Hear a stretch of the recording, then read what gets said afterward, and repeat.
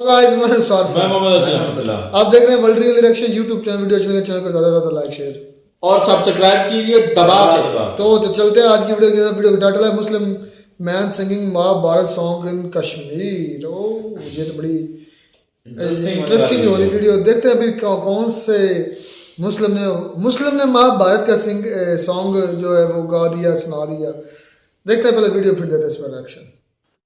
नमस्कार दोस्तों, DD red के एक और रिएक्शन वीडियो में आप सभी का स्वागत है। मैं हूं आलोक। तो आज जो वीडियो लेकर आए हूं वो है अनम शेख का, और इसका टाइटल है Sheikh visit India's Kashmir dedicated song to India. अच्छा जी, चलिए देखते हैं क्या है वीडियो में। हाँ सर, बेसिकली एक वीडियो है। एक मौलवी शेख जाते हैं जम्मू कश्मीर, इंडिया के कश्मीर में, और ये जाके ना तो ये देखें पर्दादार और खतून भी हैं, मौलवी हैं, ये कुछ गा रहे हैं। सुनिएगा। कथा महाभारत कथा, कथा है पुरुषार्थ की, ये स्वार्थ की परमार्थ की, सारथी जिसके बने श्री कृष्ण भारत पार्थ की, शब्द दिग्घोषित हुआ जब सत्य सा। देखें, ये सही या गलत का फैसला जो है ना, हमारे जो अवान में बैठे हुए लोग हैं वो कर सकते हैं। अच्छा, ये जो वीडियो में गा रहे हैं उसके बारे में मैं आपको बता दूं कि ये महाभारत का है, और श्री कृष्ण भगवान के लिए, आपने श्री कृष्ण भगवान का भी नाम सुना होगा, वो उनके लिए मतलब पूरे महाभारत के लिए वो गीत तैयार किया गया था कि महाभारत है क्या। और मुझे लगता है कि उस वक्त पूरे देश ने महाभारत को देखा था। ऐसा नहीं था कि सिर्फ हिंदुओं ने देखा या और किसी ने नहीं देखा, पूरे देश ने देखा था। उसमें हिंदू, मुसलमान, ईसाई, सिख, जैन सब लोग थे। उस समय गलियां सूनी हो जाया करती थी जब महाभारत सीरियल आता था। तो आज तक उनको याद है, और अगर मौलाना साहब ने गाया है तो सोचिए कि उन्होंने पूरा देखा होगा ये, तब वो गा रहे हैं। हम किसी इंसान के लिबास को देख के, उसके पर्दे को देख के ये क्लेम नहीं कर सकते ये पाकिस्तानी है, मुसलमान है, इसको इंडिया को सपोर्ट करनी चाहिए या पाकिस्तान को सपोर्ट करनी चाहिए। चीज़ ये है कि उसके इंटरेस्ट उसके साथ ऐसे क्या हैं जो पाकिस्तान के इंटरेस्ट नहीं है। आप जो भी ताल्लुकात दुबई के पाकिस्तान इंडिया के साथ देखेंगे वो ज़्यादा बेहतर नज़र आते हैं। वो अपनी इन्वेस्टमेंट को ज़्यादा सिक्योर समझते हैं इंडिया में as compare to Pakistan. Problem यहाँ पे ये है कि यहाँ पे पाकिस्तान में कोई इन्वेस्टमेंट लेकर नहीं आना चाहता। अब क्यों नहीं लेकर आना चाहता? अब हमारे यहाँ पे माफिया ऐसे हैं जो सबसे पहले ये कहते हैं कि आप हमें परसेंटेज कितनी देंगे तो हम आपको यहाँ पे बिजनेस करने का मौका देंगे। दूसरी बात, परसेंटेज अगर तय हो भी जाती है तो उनको क्या सिक्योरिटी यहाँ पे मौजूद है कि अगर वो यहाँ पे इन्वेस्टमेंट लेकर आते हैं तो उनको यहाँ पे जो भत्ताखोर हैं, कमीशन उसने अलहदा दे दी, भत्ताखोर, सिक्योरिटी। और तीसरी बात जो सी है इंफ्रास्ट्रक्चर यहाँ पे, क्या आप उनको सस्ती बिजली दे सकते हैं? यहाँ पे सस्ती लेबर तो मिल जाएगी, यहाँ के लोगों को रोजगार तो मिल जाएगा। क्या यहाँ पे सस्ती बिजली, सस्ता रॉ मटेरियल उनको मिलके क्या वो यहाँ पे इस काबिल कर सकते हैं कि वो एक्सपोर्ट अपनी बढ़ा सके? तो मेरा ये है कि अगर जो भी है इन तमाम चीज़ों को हमारे जो वज़ीर हमारी खारजा पॉलिसी है वो इतनी अच्छी होनी चाहिए, हमारे सफारती ताल्लुकात इतने अच्छे होने चाहिए कि अगर वो इंडिया को सपोर्ट करते हैं तो पाकिस्तान को सपोर्ट करें। तो पाकिस्तान को अपना एक अच्छा इमेज जो सा है दुनिया में दिखाना चाहिए अपनी इन्वेस्टमेंट के हवाले से, जो यहाँ पे लोग आएँ और आके अपने आप को सिक्योर और फील फ्री समझ सके। बिल्कुल सही सर, आपकी बात से एग्री करती हूँ मैं। क्या वजूहत है कि हिंदुस्तान ने ऐसा एतमाद डेवलप किया? क्या उनमें ऐसी क्वालिटी है कि वो आज दुनिया में सराहे जाते हैं? कहने को तो वो सेकुलर हैं, मतलब हर तरह का मजहब है, हम तो मुसलमान हैं, हमारी पॉलिसीज भी अच्छी होनी चाहिए, लेकिन क्या वजूहत है कि उन्हें दुनिया सराहती है? उनकी ख्वाजा पॉलिसीज। अनम, ऐसा क्यों है? आपको ऐसा क्यों लगता है कि आप मुसलमान हैं तो आपकी ही पॉलिसीज अच्छी होनी चाहिए? ऐसा क्यों लगता है? ऐसा इसलिए लगता होगा, जहां तक मुझे लग रहा है, कि हमेशा आप सबको यही बताया गया है कि इस्लाम जो है वो सबसे अच्छा है, बाकी सब नीचे हैं उसके। इसीलिए आप ये कई आपके वीडियोस में मैं देख चुका हूं कि आप ये अक्सर ये बात कहती हैं। ऐसा लगता है कि जैसे इस पर हक सिर्फ मुसलमानों का था और हम नहीं कर रहे हैं, बाकी कर रहे हैं। अच्छी पॉलिसीज बनाने का हक सिर्फ मुसलमानों के पास नहीं है, और बाकी मुसलमान क्या पॉलिसीज बनाते हैं आपके देश में तो दिख रहा है। वो जहां मुसलमान सेफ नहीं है, एक इस्लामिक कंट्री में मुसलमान सेफ नहीं है। सोचिए। और आप बात करती हैं कि जी भारत में मुसलमान पर जुल्म होता है, ऐसा होता है, वैसा होता है। मतलब आपके देश के लोग बात करते हैं, आपको नहीं कह रहा। आपको ये देखें, आईफोन वहां पे जाके जो सा ऑपरेट कर रहा है, कितनी फ्रेंचाइजीज वहां पे लॉन्च हो रही हैं, वो देखें प्रोटेक्शन दे रहे हैं। आप यहाँ पे प्रोटेक्शन नहीं दे रहे। आप जब तक यहाँ पे प्रोटेक्शन नहीं देंगे, आपकी प्रोटेक्शन नहीं होगी। आप सारा तो चाइना पे डिपेंड करने लग गए हैं। अब चाइना को डिपेंड करते करते चाइना को आपने अपनी सियासी इंफ्रास्ट्रक्चर, अपनी सियासी इंतशार में आपने चाइना को पीछे कर दिया। आपका चाइना जैसा दोस्त पीछे हो रहा है, तो आपकी दुनिया के कौन से लोग यहाँ पे आने चाहिए? इवन तो आपका सऊदीया नहीं आने को खुश, यहाँ पे आपका ईरान आने को खुश नहीं है, उसने अपनी पाइपलाइन बिछा दी। तो मैं इस चीज को नहीं समझता कि कौन किसको क्या डेडिकेट कर रहा है। बहुत अच्छा डेडिकेट कर रहा है। हाँ, आप इतने काबिल बने कि आप इतने काबिल बन सकते हैं, बन के दिखाएं, और दिखा के आप अपनी इन्वेस्टमेंट भी यहाँ पे लेके आए और अपने लिए अपने यहाँ पे सॉन्ग भी बनाए। आप किसी भी इंडिया के वो लाल साधु को यहाँ पे लिबास बना दे, मुझे साधु का लिबास बना के मुझे गाने जितने मर्जी कलवा दे पाकिस्तान के, मैं आपको यहाँ पे जो पाकिस्तान जिंदाबाद के भी नारे लगा दूंगा। जितने पेड लोग हैं, ये तो पेड चीजें हैं। आप किसी भी दाढ़ी वाले को बुर्का पहना के इंडिया के लिए सॉन्ग गवा दे, ये कोई बड़ी बात नहीं है। बड़ी बात ये है कि आपके ताल्लुकात कितने अच्छे हैं। आपके जितने ताल्लुकात अच्छे होंगे, आपकी इन्वेस्टमेंट्स भी आएंगे। इंडिया का कोई बाहर जाता है, उसके कपड़े नहीं उतरते, हमारे वजीरों के कपड़े तक उतर जाते हैं। अच्छा चलिए, मैं आपको ऑफर देता हूं, आप इंडिया आइए, मैं आपको साधु का लिबास पहनवाता हूं और आप यहां पर आकर पाकिस्तान जिंदाबाद के नारे लगा दीजिए। आप यही कह रहे हैं ना कि वो पेड हैं और जो कश्मीर के लोग हैं वो बेसिकली प्रो पाकिस्तानी हैं। तो मतलब आपको ये बुरा लग रहा है कि प्रो पाकिस्तानी जगह पे एक मुसलमान सा दिखने वाला आदमी जाकर कैसे महाभारत की बात कर सकता है, कैसे इंडिया की बात कर सकता है, यही कह रहे हैं ना आप। तो वो पैसे देकर कराया गया है। तो मैं आपको ऑफर देता हूं, मैं आपको कहता हूं कि आप भारत आइए, मैं आपको भारत भी आने का इंतजाम करवा दूंगा और आप यहां पर आकर साधु का वेश पहनिए और पाकिस्तान जिंदाबाद के नारे लगा दीजिए। ठीक है, कर पाएंगे? ऑफर दे रहा हूं, जवाब जरूर दीजिएगा। तो ये आपकी खारजा पॉलिसी का सबसे बड़ा मसला है, ये किसी सॉन्ग का मसला नहीं है। मैं कहता हूँ बहुत अच्छा किया उन्होंने, उनके लिए गाना गाया। पाकिस्तान को अगर शर्म है, नहीं पाकिस्तान नहीं, सॉरी मैं अपने अल्फाज वापस लेता हूँ। हाँ, अगर यहाँ के हुक्मरानों को शर्म है तो वो इस तरह का अपना इमेज क्लियर करें, अपना इमेज इतना पुख्ता बनाए कि हम लोग जो है पाकिस्तान के गाने गाएं और बाहर की दुनिया पाकिस्तान के गाने गाए। पाकिस्तान जिंदाबाद। बहुत अच्छा लगा सर, बहुत अच्छा आपने जवाब दिया। Thank you so much. हमारे तो हिंदुस्तान के साथ ताल्लुक जो है वो शुरू से खराब है। सर क्यों खराब है? बेसिकली बात ये है कि हिंदू जो लोग हैं वो मुसलमानों को अच्छा नहीं समझते। शुरू से ये पॉइंट जो है ना, पाकिस्तान और हिंदुस्तान बनने से पहले की जो है ना ये पोजीशन है, ये चल रही है और ये अभी तक चल रही है और ये चलती रहेंगी। अच्छा, मजे की बात यह है कि जिन हिंदुओं पर आप ये आरोप लगा रहे हैं कि वो मुसलमानों को अच्छा नहीं समझते, उन हिंदुओं की टेक्स्ट बुक्स में जो हमारे यहाँ किताबें पढ़ाई जाती हैं उनमें ये कहीं नहीं पढ़ाया जाता कि मुसलमान आपका दुश्मन है, मुसलमान अच्छा नहीं है, मुसलमानों से दूरी बनाए रखे, मुसलमानों ने गद्दारी की, मुसलमानों ने धोखा दिया, उस देश के वतन परस्त नहीं है, कहीं भी नहीं पढ़ाया जाता। लेकिन जिन मुसलमानों को यह पता है कि जी हिंदू जो थे वो अच्छे, जो हिंदू कहते हैं कि मुसलमान अच्छा नहीं है, उन्हीं मुसलमानों को आपके यहाँ स्कूलों में पढ़ाया जाता है कि हिंदू आपके सबसे बड़े दुश्मन हैं, हिंदुओं से आपको दुश्मनी रखनी है, हिंदू आपका दोस्त नहीं हो सकता, ये पढ़ाया जाता है। मेरे पास मुताला पाकिस्तान बुक है और ये 11वीं और 12वीं जमात के लिए है। पेज नंबर 33 पे ये लिखा हुआ है, इंसानियत दुश्मन हिंदुओं और सिखों ने हज़ारों बल्कि लाखों औरतों, बच्चों, बूढ़ों और जवानों की इंतहाई बेदर्दगी और संगदिली से कत्ल किया और बेआबरू किया। मेरे पास जो ना वो माशरती उलूम की किताब पढ़ी हुई है जो 8वीं जमात के बच्चों को पढ़ाई जाती है और हमने पढ़ी भी थी। एक मज़ेदार चीज़ लिखी हुई है कि मायूसी और बददिली के इस दौर में मुसलमानों ने हिंदुओं की सियासी तहरीकों का साथ दिया। मकसद ये था कि किसी न किसी तरह अंग्रेज की गुलामी से निजात मिले, लेकिन हस्बे आदत हिंदुओं ने मुसलमानों के साथ हर जगह धोखा किया।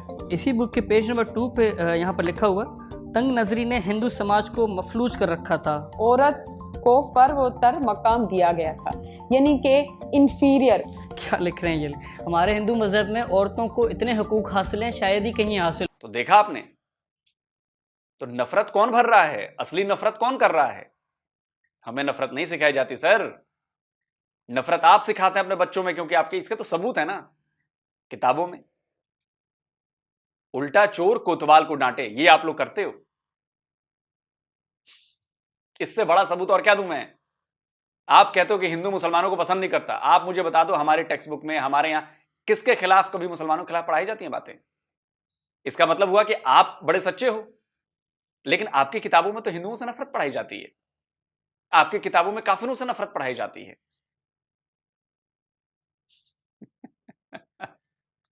समझने वाले समझ गए कि मैं क्या कह रहा हूं। नहीं हो सकती। क्या मुसलमान हिंदू को अच्छा समझता है? मुसलमान तो अल्हम्दुलिल्लाह, मुसलमान तो मैं ये समझता हूँ कि बेशक ये बात सच है, मुसलमान जो कौम है वो हर मजहब को अच्छा कहती है, लेकिन हिंदू वो वाहिद कौम है कि जो मुसलमान को क्या, वो किसी भी कौम के फर्ज को अच्छा नहीं समझती। तो आप ये कह सकते हैं अभी के हिंदू मेरा भाई है? नहीं, बेसिकली इंसानियत के नाते अगर देखा जाए तो एक इंसान होने के नाते हम हिंदू को अपना भाई कह सकते हैं। अदरवाइज वैसे कोई मतलब इसके अलावा कोई वजूहात नहीं है कि आप उन्हें अपना अभी तो भाई कहा, कह सकें। अभी तो आपने कहा है कि हम हर मजहब को बहुत ज्यादा अच्छा समझते हैं, तो फिर हम हिंदू को अपना भाई भी तो कह सकते हैं। देखे ना, हमारे मजहब में तो ये चीज है कि हमारा मजहब तो माशाल्लाह आपको पता मुसलमान है, हमारा दीन इस्लाम है, और इस्लाम के अंदर तो हमारे नबी पाक सल्लल्लाहु अलैहि वसल्लम ने भी फरमाया कि दुश्मन को भी तुम भाई कहो। तो इसके अलावा इसके बावजूद जो है ना, वो हिंदू कभी भी मुसलमान का दोस्त या भाई नहीं हो सकता। अच्छा, बिल्कुल सही, बहुत अच्छा लगा, थैंक यू सो मच। असल में ये है ना, पाकिस्तान रिसेंटली देखा जाए तो पॉलिटिकली पूरी दुनिया से आइसोलेटेड है, क्योंकि हमारी जो गवर्नमेंट पिछले मतलब 2-3 साल से जिस तरह मतलब हमारी एक प्रिकेरियस सिचुएशन है, कोई दुनिया हमें मुंह लगाने को तैयार नहीं है, हमारी कोई मतलब डिप्लोमेटिक हमारी कोई पावर ही नहीं है, किसी दुनिया में कोई हमारे सुनने को तैयार नहीं है। एक तो हम मकरूज भी हैं, क्योंकि हमारे कोई पॉलिटिकल स्टेबिलिटी भी नहीं आ रही, जिस तरह इन्फ्लेशन रेट बढ़ रहा है, मतलब हमारी कोई औकात नहीं है। दूसरी तरफ अगर देखा जाए तो सऊदी अरब हो गई या मिडल ईस्ट के जितने अरब कंट्रीज है, उनके सारे मफादात जो उनसे है ना, जो सुपर मतलब पावरफुल कंट्रीज के साथ जिनकी इकोनॉमी GDP स्ट्रॉन्ग है, जिस तरह यूरोपियन कंट्रीज हो गया, इंडियन जो आजकल जाहिर सी बात है पूरी जो मार्केट जो दुनिया की है उसका हब बनता जा रहा है, तो इंडिया के बगैर कोई भी मतलब उसके आसपास के कंट्रीज चाहे अफगानिस्तान हो, कश्मीर हो, कोई आगे नहीं चल सकता। पाकिस्तान की उनको ऐसा ज़रूरत नहीं है अभी, क्योंकि पाकिस्तान की कोई इस तरह वैल्यू नहीं है। तो जाहिर सी बात है सारे इंडिया के साथ एक दूसरे के साथ ट्रेड करते जा रहे हैं। इवन ईरान और सऊदी अरबिया जो जिनकी मतलब चांसेस ही नहीं थी मतलब दोबारा दोस्ती हो सकती है, अगर वो दोस्त बन सकते हैं तो पाकिस्तान क्यों नहीं मतलब किसी के साथ पाकिस्तान की नहीं बन सकती। तो जाहिर सी बात है अरब हो गया, उनकी मतलब जो मतलब वहाँ पे इन्वेस्टमेंट आगे पीछे जो हो रही है इंडिया के साथ, स्पेशली IT मार्केट हो गया, दूसरे जो फील्ड्स हो गए, उनकी बहुत ज़्यादा ताल्लुकात है और उसके बगैर वो चल नहीं सकते। और जाहिर सी बात है आगे उनको पावरफुल बनने के लिए एक दूसरे के सहारे की ज़रूरत है। तो वो इंडिया चाहता भी यही है, पाकिस्तान को आइसोलेट करके मुस्लिम जो जितने कंट्रीज है स्पेशली अरब हो गया, तो उनको साथ अपने मिला के। इंडिया अगर चाहे और पाकिस्तान की हरकतें ठीक हो, पाकिस्तान के पॉलिटिशियन, पाकिस्तान की आवाम, पाकिस्तान की कारकर्दगी ठीक हो, इंडिया जितना मर्जी चाहे पाकिस्तान को कौन छोड़ेगा? अगर पाकिस्तान खुद अपने आप को मतलब पॉलिटिकली स्टेबल करे तो कोई पाकिस्तान का कुछ नहीं कर सकता। जिस तरह पाकिस्तान की जियो पॉलिटिकल स्ट्रेटेजी है ना, मतलब लोकेशन है दुनिया में, तो उस हिसाब से पाकिस्तान स्ट्रांग कंट्री है। चाइना को हमारी ज़रूरत है, पहले सोवियत यूनियन को हमारी ज़रूरत थी, अमेरिका को हमारी ज़रूरत थी, सब ने हमको यूज़ किया, हम लोग उनकी जंग में कूदे। अभी सबसे ज़्यादा हमारा नुकसान हुआ इन चीज़ों में, हमारे लोग शहीद हुए, हमारी इकोनॉमी को नुकसान हुआ। पाकिस्तान ने फिर भी नहीं सीखा इन चीज़ों से। अगर हम बाहर निकल के आए, वो नज़र तो नहीं आ रहा जिस तरह सिचुएशन है। लगता कि हमें आप कह रहे हैं कि जो जियो लोकेशन बड़ी जबरदस्त है, एक तरफ आपके अफगानिस्तान है, उससे बनती नहीं है, एक तरफ आपके ईरान है, उससे भी आपकी नहीं बनती, एक तरफ आपके भारत बैठा है, उससे भी आपकी नहीं बनती, ले दे के एक छोटा सा हिस्सा, बड़ा नैरो सा हिस्सा चाइना से लगता है, वो भी आपका नहीं है, कब आपके हाथ से निकल जाएगा पता नहीं है। और आप कहते हैं कि जी बड़ी अच्छी लोकेशन है। अजी खाक लोकेशन है, चारों तरफ से आपको लैंड लॉक्ड किया हुआ है, घेरा हुआ है आपको, और एक तरफ इधर समंदर है, उधर भी घिरे हुए हैं आप, और आप कहते हैं कि जियो लोकेशन बड़ी अच्छी है। सोचिए कभी मैं क्या बता रहा हूं आपको, आप लोगों को किस तरह का चूरन दिया गया है, कभी सोचिए मेरे एंगल से जो मैं आपको बात बता रहा हूं। अगर जियो लोकेशन आपकी इतनी अच्छी होती तो आज आप बिजनेस में कहां हैं, कारोबार में किधर हैं आप, इंपोर्ट एक्सपोर्ट में कहां हैं आप? इतनी अच्छी लोकेशन है तो 76 साल से उस लोकेशन का क्या अचार डाला है आपने? कोई एक जाके जो भी ये कहे ना कि हमारी जियो लोकेशन बहुत अच्छी है, तो प्लीज मेरी गुजारिश है कि आप उससे ये सवाल पूछे कि 76 ईयर्स में इस अच्छी जियो लोकेशन का कितना फायदा पाकिस्तान को मिला है, और अगर फायदा मिला है तो दिखाइए पाकिस्तान ने ग्रो क्यों नहीं किया। फिर जवाब नहीं मिलेगा। जरूरत है इस टाइम दुनिया की जो रिलेशनशिप है, दुनिया की चीजों की, दुनिया के साथ अच्छे ताल्लुकात बिल्ड करने की। आपको नहीं लगता कि हमें जरूरत है इस टाइम? बहुत जरूरत है, बहुत ज़्यादा ज़रूरत है। आजकल के दौर में अमन के बगैर कुछ भी नहीं हो सकता। आजकल जिस तरह इसराइल और फ़लस्तीन का कन्फ्लिक्ट है, वो भी अमन के बगैर पॉसिबल नहीं है। कश्मीर बेसिकली हम लोग मैं गिलगित बल्चिस्तान से हूँ, तो हम कश्मीर में आते हैं ना, कश्मीर काज में, उसमें भी हमारा मौक़िफ़ यही है, जिस तरह भी हो इसको डायलॉग के जरिए इसको कवर कर लिया जाए। चाहे सियाचिन का इशू हो, कारगिल वाला आगे पीछे LOC का जितना इशू है उसको हल कर लिया जाए, और आवाम के मतलब उनके अपने मफादात के मुताबिक उसको सोल्व कर लिया। सहूलियात उधर के कश्मीर के पास है या इधर के कश्मीर और गिलगित के पास है? हम लोग तो यहाँ पे एज ए सिटीजन कंसिडर ही नहीं करते ना पाकिस्तान। हम लोग वहाँ के जो हमारे जो लोग हैं उनसे भी राब्ते में, तो उनको मतलब हर चीज़ से मतलब सब्सिडी भी है, एजुकेशन के हवाले से भी बहुत ज़्यादा इनको सपोर्ट करते हैं। इंडिया में जाहिर सी बात है, इंडिया को पता है अगर इन लोगों के साथ हमने थोड़ी ज्यादती की तो इन्होंने आगे तहरीक चलानी है, इन्होंने निकल जाना है। पाकिस्तान को इस चीज़ की परवाह नहीं है। अभी रिसेंटली गिलगित में देखे ना, ज़मीनों पे कब्जे हो रहे हैं, हमारे ऊपर मतलब गंदम सब्सिडी ख़त्म की जा रही है, और बहुत सारे मतलब हमारे मादनियात वगैरह हो गए, हमारे जो जितने वहाँ से टैक्स कलेक्ट होते हैं वो अपने ऊपर यूज़ कर रहे हैं। पूरे हमारे गिलगित बल्चिस्तान के जो कह सकते हैं ना बजट, वो लाहौर के मतलब हाफ से भी हाफ है। मतलब पाकिस्तान का एक शहर और हमारा पूरा प्रोविंस जो है मतलब उसके बराबर में नहीं है। और वहाँ देखो ना, वहाँ श्रीनगर को स्मार्ट सिटी कहा जा रहा है, वहाँ पर सऊदी, दुबई, अमार कंपनी आ गई और पता नहीं कौन कौन सी इन्वेस्टमेंट जा रही है, और वहाँ पर मेट्रो चल गई, वहाँ पे ऑरेंज लाइन चल गई, वहाँ पे एयरलाइन बन गई, वहाँ पे ट्रेन सिस्टम आ गया, और यहाँ पर कश्मीर और गिलगित में नॉर्मल हमने देखा ही नहीं, कुछ भी नहीं है। आप एक चीज से अंदाजा लगे ना, रिसेंटली श्रीनगर में G20 कॉन्फ्रेंस हुआ, पूरी दुनिया के जो टॉप की लीडरशिप उधर आए। ये इतनी बड़ी कॉन्फ्रेंस है ना, पाकिस्तान में इस मतलब इस तरह के सोच भी नहीं सकते। अभी गिलगित बल्चिस्तान में स्पेशली कुछ भी नहीं हो सकता। सामने कोई आएगा बड़ा लीडर, पाकिस्तान में नहीं आ सकता। श्रीनगर में G20 हो गया, मतलब उसमें वो मैंने क्या कहा था, G20 की मीटिंग कराना बड़ी बात नहीं है। आप लोगों को याद है मेरी बातें? G20 की मीटिंग कराना बड़ी बात नहीं है, उसका इम्पैक्ट बड़ी बात है। और इम्पैक्ट आप देखें, गिलगित बाल्टिस्तान के बंदे तक पे इम्पैक्ट गया है। ये सबूत है, जो मैंने कहा था वो सच हो रहा है। और ये खुलेआम कह रहा है कि हमें कुछ नहीं दिया जाता, जबकि सरहद उस पार सारी सहूलियतें हैं। क्या सोचेगा ये बंदा आगे चल के, क्या बढ़ेगा? और बड़ी बात उसने कही कि देखिए वहां पे सहूलियतें दी जा रही हैं तो तहरीकें नहीं हो रही हैं, यानी कि गिलगित बाल्टिस्तान में तहरीकें बन रही हैं और चल रही हैं। और आप लोग अभी तक आंखें मूंदे हैं, आपकी पाकिस्तानी मीडिया एक खबर नहीं दिखाती गिलगित बाल्टिस्तान की। तो time bomb is ticking, let's see. लोग IPL में भी हो गए, उनकी यूनिवर्सिटीज में स्टूडेंट को जिस तरह मतलब वो लोग फंड, जम्मू कश्मीर के 10 जो लड़के हैं वो IPL के लिए जा रहे हैं 2024 में। जी वो हर तरह से सपोर्ट कर रहे हैं। वो चाह रहे हैं जितने भी मुसलमान है जम्मू साइड पे या कश्मीर साइड पे, उनको अपनी तरफ मिला ले, हर तरह से फंडिंग करके जो भी हो, और होना भी ये चाहिए ना। अब देख, पाकिस्तान शुरू में मतलब GB में ओवरऑल देखा जाए ना, या कश्मीर साइड पे 100% पाकिस्तान के साथ है, लेकिन आहिस्ता आहिस्ता आप लोगों ने देखा रिसेंटली जो हालात हुए ना, सारे लोग मतलब एक तरह से इस सिस्टम के खिलाफ हो रहे हैं। अब बहुत सारे लोग स्पेशली जो यूनिवर्सिटी में पढ़ने वाले तालिब इल्म हैं, जाहिर सी बात है वो पढ़ लिख के एक रिसर्च ओरिएंटेड वो स्टूडेंट है सारे, वो सारे पाकिस्तान के मतलब अगेंस्ट, मतलब एक तरह से कह सकते हैं उस तरह से नहीं है। जो पहले से हमारे एक जो स्टोरी चल रही थी पाकिस्तान के साथ, मतलब लव अफेयर वाला कह सकते हैं, वो एक फेक मतलब वो प्रूव हो रहा है। तो पाकिस्तान के जो इस्टेब्लिशमेंट है या जो भी है, उनको चाहिए इस चीज़ को सोचे, स्पेशली जो यूथ है वहाँ के, उनको मतलब कतर में बांग्लादेश चला गया, तो आहिस्ता अल्लाह राह करे, आहिस्ता आहिस्ता इस तरह तो हम अपना नुकसान कर रहे हैं ना। ये चीज़ है। मैं मतलब जब भी पोस्ट करता हूँ आगे पीछे, मैं ये चीज़ कहता हूँ, कतर में बांग्लादेश चला गया, पाकिस्तानियों ने उनको पता नहीं क्या क्या कहा, बंगाली ये बंगाली वो, बाद में पता चला मतलब उनके साथ जुल्म हुआ है, किताबें लिखी, आइडिया हो गया लोगों को। अभी सियाचिन की हमारी ज़मीनें निकल गई। अभी अफगानियों को देख, मतलब एक तरह से हम उनके जंग में कूदे, हमने अड्डा फराम किया, उन पर हमले किए, 20 साल उनके मतलब कत्ल गारत हुई। फिर अभी हम कह रहे हैं अफगानी आरामी ये वो, हमने जुल्म भी उन पे किया है, हम ऊपर से मतलब चाह रहे हैं उनसे हम हमदर्दी भी ले, वो हमसे प्यार भी करे, इस तरह कैसे हो सकता है?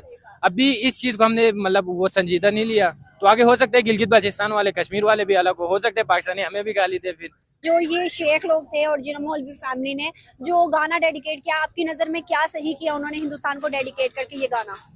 आजकल की दुनिया में मतलब हर कोई आज़ाद है, हर कोई मतलब उसका राइट है, वो जिसको जिस तरह के सॉन्ग डेडिकेट करे। ये चीज़ें जो उनसे ना मतलब अदब मौसीकी ये वो इन चीज़ों की कोई मतलब बाउंड्री नहीं होती। नहीं, ये सही तो नहीं है, वैसे ये तो है तो गलत। मुसलमान मुल्क है और भारत हमारा वैसे भी, उसके साथ हमारी वैसे नहीं बनती, तो ये सही तो नहीं है, तो जहरी बात है, गलत ही है। ऊपर आप देख रहे हैं कि फ़लस्तीन में क्या हो रहा है। भारत से हमारी क्यों नहीं बनती? भारत के साथ बस वैसे ही आपको पता है हमारी सरहदी ताल्लुकात खराब है, उस हिसाब से हमने खराब किए हैं या खराब हैं? किए हैं, कुछ है भी, कुछ किए भी हमने। मतलब अगर हम हिंदुओं के बारे में कुछ अच्छा बोल देंगे तो गलत है? हाँ गलत है, वो तो गलत है। गलत है? हाँ गलत है। मतलब हिंदू कुछ नहीं है, इंसानियत के नाते हम हिंदू को अच्छा भी नहीं कह सकते। अगर वो अच्छा कर दे हम उसको अप्रिशिएट भी नहीं कर सकते। हाँ बिल्कुल ऐसे नहीं कर सकते। नहीं, मेरे ख्याल में नहीं कर सकते। मतलब हिंदू हमारा जानी दुश्मन है? हाँ हाँ, हिंदू के साथ वैसे ही हमारी नहीं बनती, वो तो हमारा जानी दुश्मन है। चलिए दोस्तों, वीडियो खत्म हो गया। और जो आखिर वाले भाई साहब थे, कमोबेश ज्यादातर जो आवाम है पाकिस्तान की और जो थोड़े बहुत हमारे हिंदुस्तान में भी रेडिकलाइज्ड हो रहे हैं, उनकी सोच यही है कि हिंदू उनके दुश्मन है। यकीन मानिए, हिंदू है तो ये देश सेकुलर है, नहीं तो नहीं होता। खैर छोड़िए, ये तो बहस की बात है। मैं आऊंगा वो गिलगित बाल्टिस्तान वाले जो भाई है हमारा, उसने जो बातें कही, क्या क्लियर कट बातें कही, क्या सफाई के साथ बातें कही, क्या लॉजिकल बातें कही। वो बंदा अपडेटेड है कि क्या हो रहा है। उसने बाकी पाकिस्तानियों की तरह चूरन नहीं खाया हुआ है, लाहौरी चूरन। वो जानता है कि सच्चाई क्या है। वो जानता है कि जम्मू कश्मीर में जो चीजें की जा रही हैं वो सही हैं। वो जानता है कि गिलगित बाल्टिस्तान में असंतोष बढ़ रहा है। उसका दिल दुखता होगा जब सामने सरहद पार कुछ किलोमीटर दूर वहां पे यूनिवर्सिटीज हैं, मेडिकल कॉलेजेस हैं, इंजीनियरिंग कॉलेजेस हैं, शानदार सड़कें हैं, जानदार गाड़ियां हैं, सस्ती चीजें हैं, सब्सिडी मिलती है। उसका दिल दुखता होगा कि बताओ हमने क्या किया, हमें पाकिस्तान को सपोर्ट करके क्या मिला हमें, और ये चीज उसको घर कर गई है। आप ब्रदर सेफ रहिए, कुछ भी हो सकता है आपके साथ, लेकिन जिस बेबाकी के साथ आपने अपनी बातें रखी हैं, मैं कहूंगा कि सच बोलने से डरना नहीं चाहिए। आप लोग कमेंट करके जरूर बताएं आप लोग क्या कहते हो। जल्दी मिलता हूं एक और नए वीडियो के साथ। नमस्कार, जय हिंद।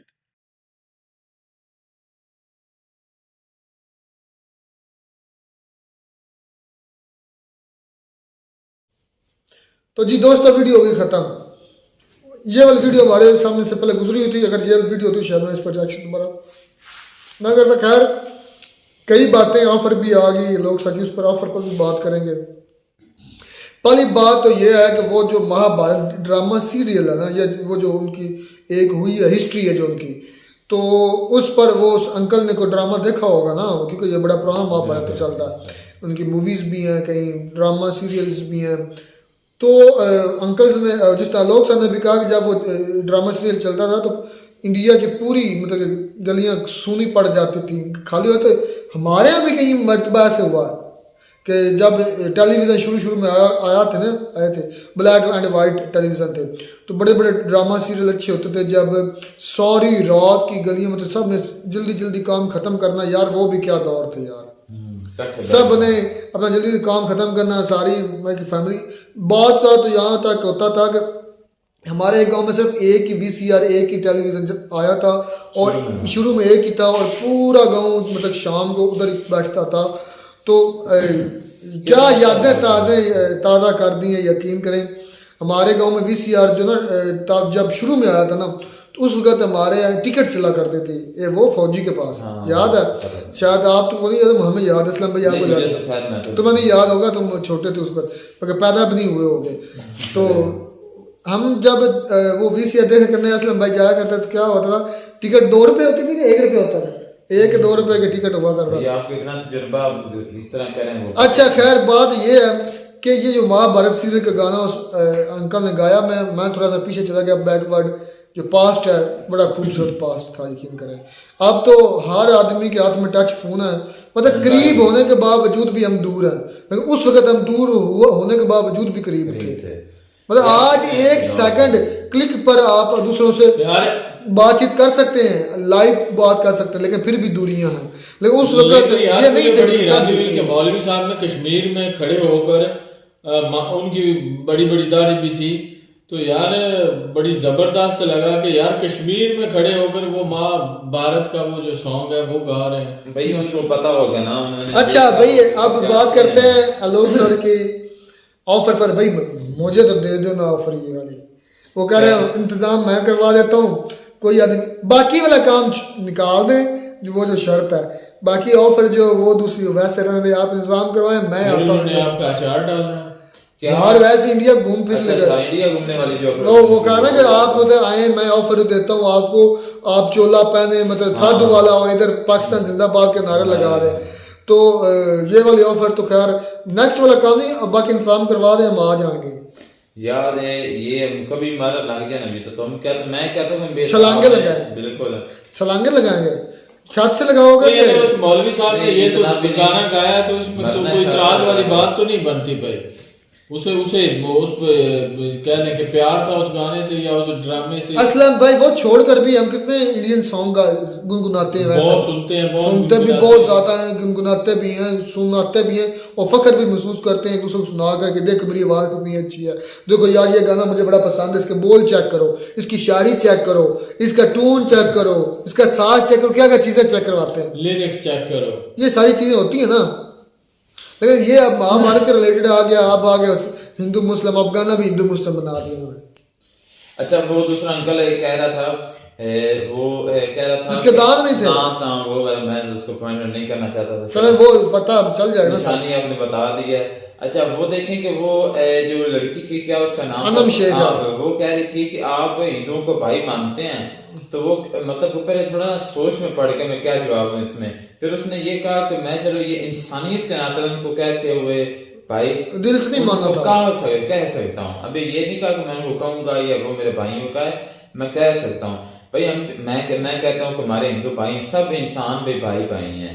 सिर्फ देखें कि मज़हब कोई भी मजहब है वो ये नहीं कहता कि आप एक दूसरे के साथ, भाई मैंने पढ़ा था, कोई भी नहीं कहता यार, मतलब जो उसके फॉलोअर होते हैं ना वो उस मजहब को बदनाम करते हैं उस पर अमल ना करते हुए, इस वजह से वो मजहब जो है ना वो कहते खराब होता है। जिस तरह हमारे जो अगर आप मुझे पता है कि जो आप इस्लाम को बहुत ज़्यादा जो है स्टडी करते हैं और आपको पता भी है मतलब कि जो इस्लाम मजहब है किस तरह का मजहब है, लेकिन इसके जो फॉलोअर है ना, इसके जो मानने वाले हैं वो लोग जो है तकरीबन मैक्सिमम जो मतलब ज़्यादातर वो ठीक है, लेकिन जो कम है वो नहीं ठीक है। और इसकी वजह से हम उस मतलब के फॉलोअर किधर जा रहा है, मैं उसकी बात अंकल की कर रहा हूँ कि वो हिंदुओं के बारे में कह रहा है। अच्छा चलो जी बात हम इधर लेकर आते हैं, जो वो महाभारत सिंह उन्होंने सॉन्ग गाया, फिर ऑफर लोग सामने दी, तो बातें कई ऐसी होती हैं जो जेन से निकल जाती है, इसलिए मैं अक्सर वीडियो के शुरू में सॉरी कर लेता हूँ क्योंकि इतनी लंबी वीडियो होती है, बात चीज़ें जेन से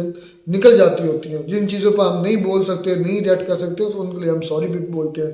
फिर लंबी वीडियो होती है, 4-5 पॉइंट्स ही मुश्किल जेल में रहते हैं। अच्छा जो थे ना हमारे नौजवान तबका, उनकी सोच अच्छी है, कुछ बेहतर कदरी होती है। अब वो जो नौजवान लड़के आए थे ना उन्होंने मतलब पॉजिटिव चीज़ें बोली हैं, अंकल ने थोड़ी सी नेगेटिविटी की, लेकिन जो थे ना मतलब लोग यंग बच्चे थे, जो यंगस्टर हमारे जैसे थे, उन्होंने अच्छी बातें की। उन्होंने कहा कि इंडिया हमसे कहीं बेहतर और हमें बेहतर होना है, हमें ज़रूरत है। और आलोक सर ने भी इस चीज़ को पॉइंट आउट किया कि आपने जितना अपने आप को ख़राब कर लिया, ख़राब होने में थोड़ी देर लगती है और सही होने में सदियों लग जाती हैं, और हमें कमो बेश अब पाकिस्तान को सही होने में 100 साल दरकार है। अगर आज से हम अगर अपना काम शुरू करते हैं, आज से अगर हम अपना होमवर्क शुरू करते हैं, तो शानदार थी वीडियो यार। वीडियो अंकल ने गाया है तो उसको गाने दे भी, उसको अपने भावनाएं हैं, उसकी अपनी मोहब्बत है, उसके अपने जज्बात हैं, तो दूसरों को मिर्चें क्यों इस पर लगे? गलत बात है भाई, अंकल को कोई बात नहीं हो सकती। और कश्मीर इंडिया का है और इंडिया कश्मीर का है, मतलब कश्मीर इंडिया का ही है, वो उसमें जो मर्जी करें, हमें उन चीज़ों से सरोकर हमें अपना देखना है, हमें दूसरों के मामले में टांग अड़ाने की जरूरत नहीं। लेकिन हमारे पाकिस्तानी तो कहते हैं कि भाई इंडिया हमारा है, वो हमारी शान रख गए, ये है वो। इंडिया नहीं कश्मीर कहते हैं, कश्मीर कह रहे हैं, बोल रहा हूँ। इस पर बड़ी डिटेल्स वीडियो असलम भाई पहले कर चुके हैं, इस पर मजीद अब क्या सर खपाना। नहीं, ये तो बेवकूफ़ी है ना कि भाई ये बोले कि भाई कश्मीर हमारा है, हमारी शाह रंग है, ये तो बेवकूफ़ाना बातें हैं। किसी को भी कोई फर्क नहीं पड़ता, किसी को फर्क नहीं पड़ता। पाकिस्तान से कश्मीर से किसको क्या फर्क पड़ना है? पाकिस्तान में क्या चल रहा है पता नहीं है, छोड़े यार, ये बड़ी अजीब सी कोई फर्क नहीं किसी को पड़ता, सिर्फ बकलौली है और ये कुछ नहीं। मिलते हैं वीडियो में, नाटक, तब तक दीजिए इजाजत, अल्लाह।